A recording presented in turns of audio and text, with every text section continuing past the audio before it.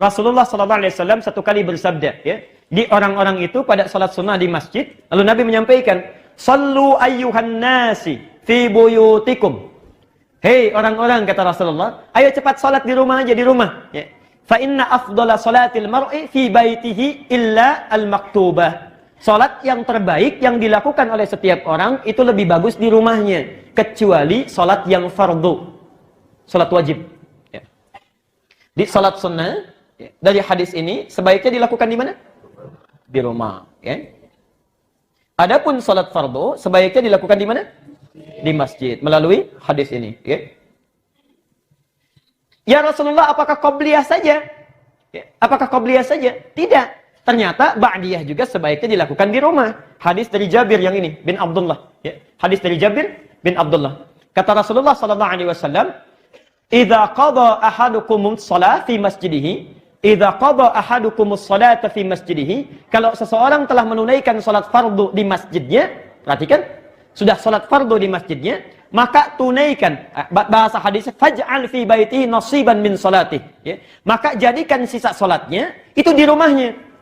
Jadikan sisa salatnya di rumahnya. Fa innallaha ja'ilun fi baitihi bis shalah khaira. Karena sungguh Allah Subhanahu wa taala akan memberikan kebaikan-kebaikan pada sisa salatnya itu saat dia berada di rumahnya. Ya. Jadi maksudnya kata para ulama, supaya di rumah itu banyak tempat sujudnya. Ya. Ramai dengan ibadah. Itu yang akan nanti memberikan kesaksian pada kita di akhirat nanti. Karena mulut terkunci, tangan diikat, cuma nanti benda-benda yang bersaksi kepada Allah. Idza zulzilatil ardu.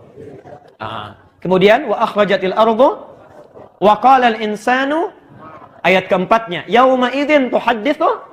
Nah, jadi kata Al-Qur'an, saat bumi ini digoncangkan hancur seluruhnya, manusia pada keheranan, ada apa ini, diwafatkan semuanya, dibangkitkan, semuanya akan diam. Yang bersaksi itu tempat-tempat dan benda-benda yang kita pijak. Yauma idzin tuhadditsu akhbaraha. Benda menceritakan apa yang terjadi. Perhatikan. Antum salat di rumah. Karpetnya sudah kita sediakan, dipakai sholat. Itu nanti yang akan bilang kepada kita, ya Allah, saya pernah dipakai sujud oleh orang ini.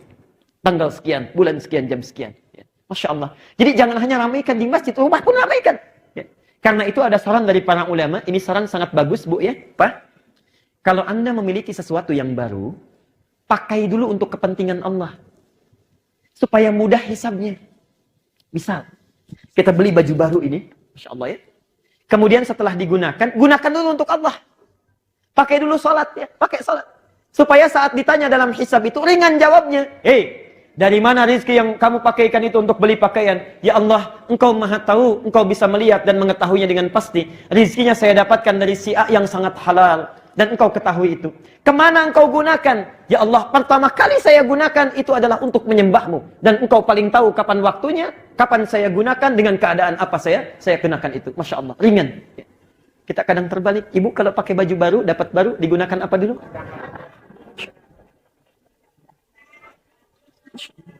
Kalau nggak kondangan arisan kan? Ya. Itu agak lumayan itu hisabnya. Awal-awal memang pede. Dari mana kamu dapatkan? Ya Allah, dari kerja keras suami saya, yang keringatnya Engkau ketahui sangat halal dia lakukan. Semuanya lancar-lancar. Kemana Engkau pergunakan?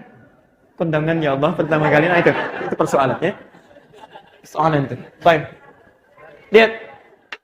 Hadis yang kedua dari Jabir bin Abdullah, ya. Maka ramaikan rumah dengan ibadah. Itu salat ba'diyahnya. Jadi kalau yang ada yang tanya qabliyah ini dalilnya, ba'diyah ini dalilnya. Tapi pertanyaannya, apakah semua salat sunnah itu mesti di rumah?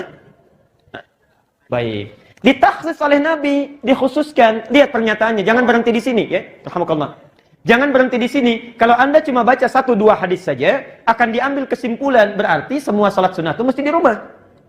Perhatikan. Hadis selanjutnya, Abdullah bin Zaid bertanya kepada Rasulullah. Perhatikan pertanyaannya, ya rahmakallah. Ya Rasulullah, wahai Rasulullah, ayyuma afdalu min salati? Ya. Mana yang paling afdal di antara salat saya? Hal salati fil bait amil fil masjid, am fil masjid. Apakah salat yang saya lakukan di rumah saya atau di masjid? Okay. Apakah salat yang saya lakukan di rumah saya atau di masjid? Karena beliau melihat Rasulullah itu sunnahnya di rumah, kemudian baru ke masjid. Dijawab oleh Nabi. Perhatikan. Lihat jawabannya, ya. Ala tara amma aqrabu min baiti? Ya. Ala tara amma aqrabu baiti min masjid, maaf. Ala tara amma aqrabul baiti min masjid? Tidakkah engkau lihat jarak antara rumahku dengan masjid sedekat apa? Tidakkah engkau lihat jarak antara rumahku dengan masjid sedekat apa? Jelas sampai sini? Jelas ya? Belum selesai kalimatnya. Belum selesai. Maka tunaikanlah salatmu di rumah, ya? Bila tempatmu itu dekat dengan masjid. Ini kalimatnya. Ya, kurang lebih demikian. Saya mau tanya, maaf, rumah Nabi di mana? Kalau ini masjid, rumah Nabi ya di sini. Belakang. Baik, ini isyarat yang cerdas untuk kita baca. Sunnahnya dilakukan di rumah kalau rumahnya dekat dengan masjid. Kalau rumah antum jauh dari masjid, jangan maksa. Dari Tambun ingin hadir kuliah subuh ke sini, sholat sunnahnya di sini, nyampe sini kapan? Ya, baik. Jelas sampai